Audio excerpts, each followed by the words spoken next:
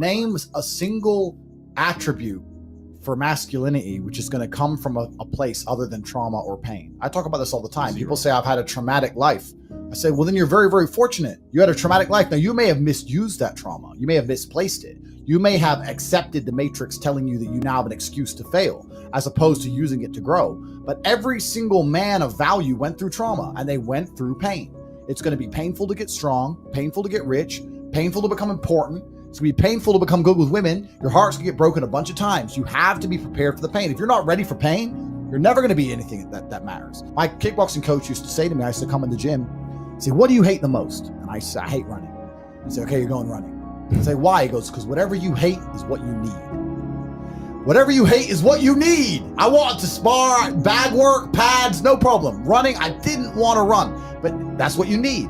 And that's what life's about. You're not going to be able to go through life avoiding pain and also becoming a man of quality. You need to find something you're afraid of, find something that could hurt you, and go do it. If you cannot control your own mind, then you are just a feather in the wind of life, because your own mind is the only thing you can control. You can't control the weather. Right. You can't control other people. You can't even control whether your heart stops beating. You might have a heart attack tomorrow. You can't control anything besides what you think. If you cannot control your own mind, then you go through life with zero control, zero influence. You can't control anything. You're just a feather in the wind, waiting for life to blow you from happy place to sad place to happy place to sad place, completely hoping on the gods to be fortunate to you, because if any genuine discomfort comes your way, you're fucked. It is trained, like everything else in life. It is trained. So if you find yourself not appreciating what you have until it's gone, then you must blink and cure your brain. If you find yourself unable to focus or concentrate on tasks, you must blink and cure your brain. If you find yourself unable to go and dedicate yourself to something you don't want to do, you must blink and cure your brain. I can't imagine a mind frame or a mindset where I want to do something and can't do it. Right. So it's almost difficult for me to answer that question, because if you have that kind of mind, if your mind is so fundamentally broken that you cannot do with your own mind what you want to do, right? You know, like that, then you're just fucked, right? Life is hierarchical. There's always going to be kings and there's always going to be peasants. If you have a mind that you can't control, then you're never going to be a king. You're going to be a peasant. That's your life. You have a peasant's life ahead of you, and that's your destiny. Enjoy, right? There's always been peasants. That's life. But I believe that, the most important thing you can do as a man is to gain control of your mind. Once you have control of your mind, life is so ridiculously easy. It's so ridiculously easy. It's so easy to be in. People say to me, Tate, you're in good shape, but all you do is drink vodka and travel the world. You're never even home. You never even have a gym. How do you do it? It's ridiculously easy if you control your mind. If I decide to do 1,000 push-ups, I'll do them. Maybe I have to do them one at a time. Maybe I'll get tired. Maybe I need a break. I'm going to do 1,000 because I said I'm going to do 1,000. It's not fucking hard. Everyone knows what they're supposed to do. Once you control your mind, it's easy, right? Getting over a breakup with that bitch. You miss that girl, you're upset, you miss her with all your heart, da-da-da. But once you realize she's gone, if you control your mind, she's gone now. She's gone now, I'm gonna miss her. That's a shame. Off to the gym.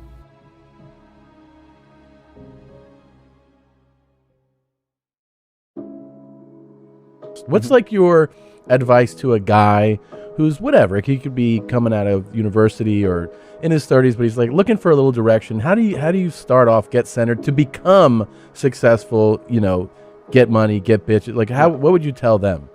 I can answer that question in so many different ways. Mm-hmm. There's like 10 different answers I can give. But I think truthfully, in the world we're living in now, I use this analogy a lot. Maybe I overuse it, but you need to find a way to some degree to escape the matrix. Mm-hmm. And I say the matrix because the matrix, the way it is designed. And you're not just talking shit, because you've actually done that. I've escaped the matrix. Yeah. I've literally escaped the matrix in nearly every form. So any form of oppression no longer applies to me. I'm uncanceled. I can't be canceled. No, I can say what I want.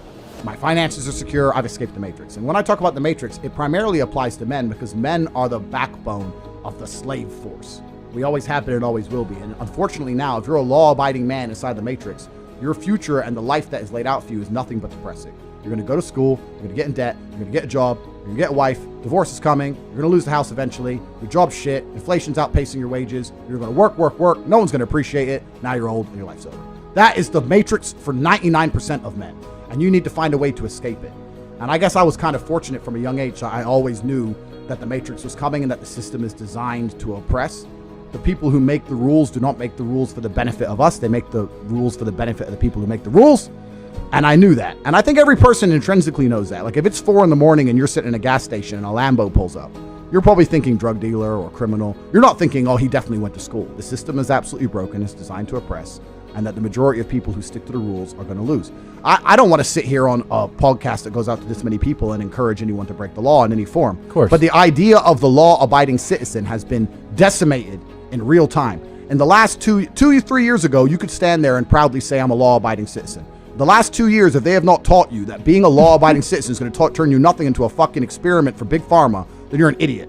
You can no longer obey the law. And I'm not saying you have to break the law, but you need to find a way to do what the elites do, which is bend the law. You can no longer sit there and go, I'm just going to follow the rules and it's going to be okay. No, it isn't. And if you're a man, it's your job to find a way to not be sticking to those rules enough to escape the matrix and become free. Because what's actually most crazy about this period of history is that it's actually the easiest time in human history to become rich.